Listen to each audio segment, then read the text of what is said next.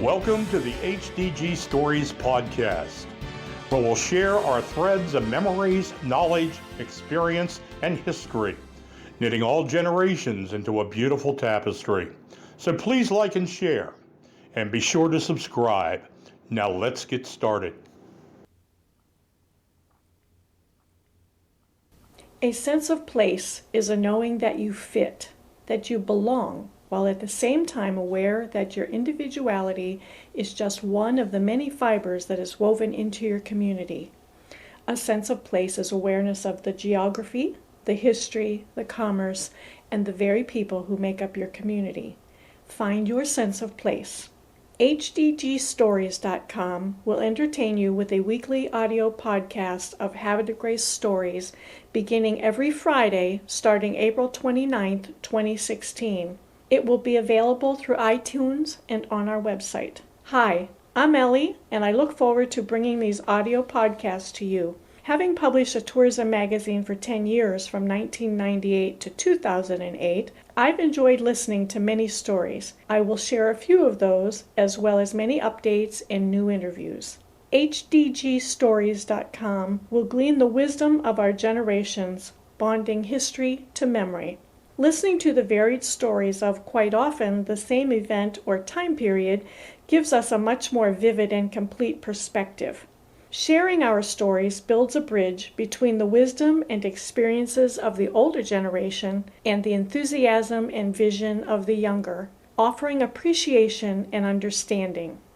I will be bringing you, as told to me, stories that will highlight our past by sharing memories of events and times. Business owners will be interviewed to learn their story, sharing the history of their business, building, and quite often their family. We will discover stories of our events and festivals, our various parks, marinas, and outdoor activities, our fine museums, and most especially the volunteers that make it all happen. I hope that HdGStories.com will offer you a sense of place, whether you're a resident of or a visitor to Havre de Grace. Please join our email list for updates. The sign-up is to your right. Enjoy this introductory sample. The following interviews were done in 2011.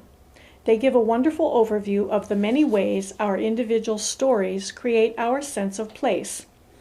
The first is a selection from an interview with Jane Currier of Currier House B&B. We created a video for her webpage, currierhouse.com, that she titled Watermen's Way. She shares a very unique history of the houses on her block. The link to the full video will be listed below this podcast. A bit of information about Currier House B&B comes from their website. Currier House B&B offers casual comfort for your home away from home in a beautiful location in historic downtown Havre de Grace. Overlooking the juncture of the Susquehanna River and the Chesapeake Bay, Currier House has a spectacular view of the Concord Point Lighthouse, the Maritime Museum, and the waterfront, all just one block east. Here you can enter the waterfront promenade for a half-mile boardwalk to the City Yacht Basin and Tidings Park. The Currier House, with history dating back to the 1700s, displays family heirlooms, artifacts, and mementos throughout the home. Its decor reflects the Havre de Grace late historical period when the town was a regional recreational center that attracted waterfowl hunters who gunned on the flats and horsemen who wagered at the local thoroughbred track. The Watermen's Way link will be below this post. Hi, my name is Jane Currier, and I'd like to introduce you to the block on which I grew up. I'd like to start with the house that I spent my childhood in, and now is operating as a bed and breakfast called Currier House. It took a long time for me to realize that the block in which I grew up has quite a history to it. Most of the houses on the block were built between 1790 and 1840. The house that I grew up in, called Currier House, was actually built in 1790, but built in two different sections. The one front of the house sat down at the end of the street and was moved up the street and attached to the original portion back in the year 1830. The original portion actually had a door facing Lafayette Street. The house was used by my great-grandfather, who was a ferry boat operator, and he used the house as a safe house for the Underground Railroad. Actually, Currier House history kind of introduces the history to the whole block. The second selection is a wonderful example of a business that ties its product to the history of Havre de Grace. Peter Ianniello shares his passion for wine and his love of Havre de Grace history. From the website mountfelix.com, I share this description. Mt Felix Manor, circa 1830s, is located at the confluence of the Susquehanna River and the Chesapeake Bay. The views and scenery are some of the most beautiful along the eastern seaboard, with sunrises and full moons rivaling the most spectacular in the world. Mt Felix Manor is approximately 9,000 square feet with 11 fireplaces and large expansive windows in every room. Mt Felix was constructed with a rooftop terrace. You are invited to come in, sit down, relax, and enjoy tastings of our wines in the Mt Felix Winery tasting room. Each bottle tells a story and honors our regional history and the legacies of remarkable people and their achievements. While sipping our wines, you can stroll outside and enjoy Mt Felix's spectacular views of the Chesapeake Bay and our vineyard. Their link will be listed below this podcast. What made you decide that you wanted to start your own vineyard? It was a passion, but in terms of wine is a very interesting product. It's mentioned more than 4,000 times in the Bible. So it's been around a long time. It's a collision of many disciplines, scientific disciplines, where you have everything from biology, chemistry, entomology, and many of these things just combine, and you'll never in one's lifetime learn all there is to know about making wine or growing grapes for wine production. It's something when you get into it, you're interested in lifelong learning. It's something that continues to fascinate you. One of the things that was really excited us about Havre de Grace in Harford County, Havre de Grace is the home of the father of American viticulture and American enology. And his gentleman's name was John Adlam, and he lived here in Havre de Grace at a place called Swan Harbor. Swan Harbor presently is owned by the county, and they basically redid the old estate. It's a spectacular facility that's right on the Chesapeake Bay. The county does things like weddings and corporate events there, but it's an amazing property. John Adlam lived there in late 1700s, and John Adlam was a brigadier general during the Revolutionary War, was very good friends with Thomas Jefferson. And one has to appreciate that, before the U.S., the British, we were a colony of the British Empire. And when the British were colonizing, for example, Virginia, there was a law that each Virginian male needed to plant 10 grapevines because the British were worried that the French, whom they historically were at war with, would cut off Britain's supply of wine. So when the New World was created, Britain was involved, one of the cash crops that they were actually trying to create here. They were looking to create vineyards and make wine and ship wine back to Europe, New World wine back to the Old World, in addition to tobacco. But the vines that they planted here in the New World didn't work. It takes approximately 3 to 5 years to have a successful commercial vineyard. The vineyards that they planted, just colonists to the New World, the East Coast, just were not sustainable. They could not survive any significant period of time. And the grape varieties that they brought over were susceptible to funguses and insects and a weather pattern that was ever changing. Mm-hmm. But where the Spaniards didn't have that problem in California. On the East Coast here, there was a major problem. So this guy, John Adlam, a Havre de Grace resident, Havre de Grace was being considered to be the nation's capital, and he created what is considered America's first successful commercial vineyard right here in Havre de Grace. And from that vineyard, he started producing wines that were so good that Thomas Jefferson wanted some of the rootstock so he could make his own wine. And Monticello in Virginia, that's where Jefferson ended up receiving and planting some of Adlam's vines. And today, if you go to Monticello, I understand there still is a section that they call Adlam's Vineyard.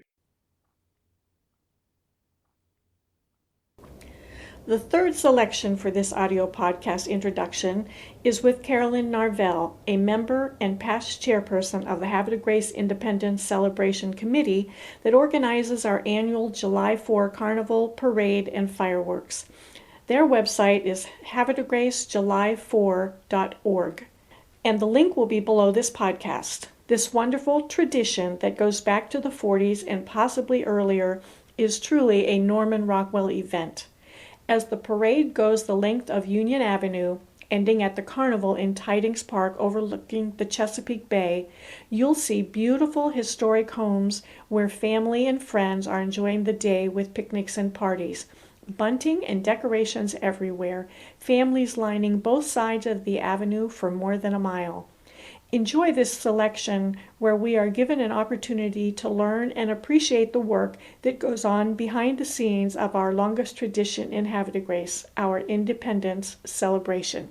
Their link will also be below the podcast. I don't remember, I'm 65, I do not remember a time when there wasn't a parade. But there was some interruption, of course, during World War II, and I was not born then. The best records we have is that it started as a fireman's parade. I think this is our 63rd. Our committee took over in 1987, and our first parade was in 1988. And the reason we reformed the committee was because the previous committee, their membership had sort of fallen apart, and the parade, don't print this, but the mayor, who was David Craig at that point, said, could a bunch of you please get together and do something. I showed up because the 4th of July was always, to me, one of the best things that happened in Havre de Grace. It's actually more a favorite of mine than Christmas. I didn't want it to die. In essence, I ruined for myself the thing that I liked most. Does that make sense? Because even though I stand there with the judges, half the time if you ask me what went by us, I couldn't tell you. Because we're so busy looking ahead, trying to close up spots. The treasurer and I pay the bands at that point, so we're always looking for the right person. And the bulk of the committee does not get to see the parade. The parade takes up about 23 blocks to line it up, depending on the number of people. I think that people have the impression that everybody just shows up, and it's like the best organized chaos you ever saw in your life.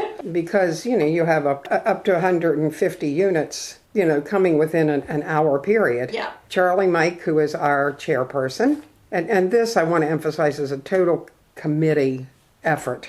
It's a very small committee, granted, but we all have our thing that we do. Right now we have a very, very good committee because the 8 of us, we do what we say we're going to.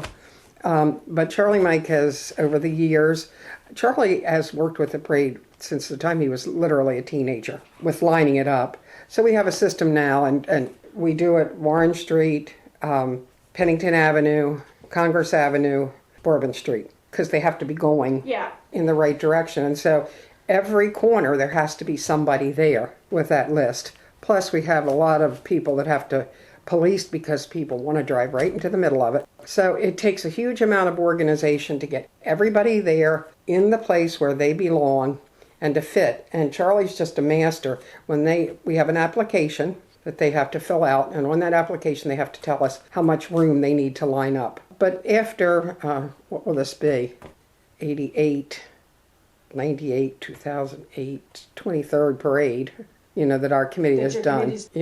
We have got this down. We really have. And when new people come in, we're all hooked with radios, total communication between everybody, which are just an absolute godsend. Because when you're spread out over 20-some blocks, you have to be able to radio. And, there are times when, one time I hear, Charlie, the bushes in front of City Hall are on fire. And they were. Yes. Blazing merrily. Somebody flicked a cigarette, and Charlie Mike is so calm, I'll take care of it. Well, he rides over there, and the fire truck's there, and it was like, would you put that out, please? And they did, and went on their way, so things like that. Honestly, it's hysterical sometimes. Eddie DeMauro, Eddie, He was our president for a long time, as was Carol Lobline. And they used to always handle the back of the parade. And this is just how funny things happen. I am up with the judges. So we do our parade lineup. And every year, the parade would sort of get screwed up toward the end. The only thing I could ever figure in my mind was, well, somebody didn't show up, or, well, Carol and Eddie were back there thinking, well, this would look better with this, and that would look better with that. And so they were moving this around, and they were right, except they didn't realize what they didn't. They are judged in categories, and those categories are carefully thought out and delineated for those judges, and all of a sudden it's like, if you see it, judge it. Yeah. So one day I said to them, what happens back there? And he said, oh, we have the best time rearranging the parade. And I'm like, what the heck? And he said, oh, I never occurred to us. Yeah.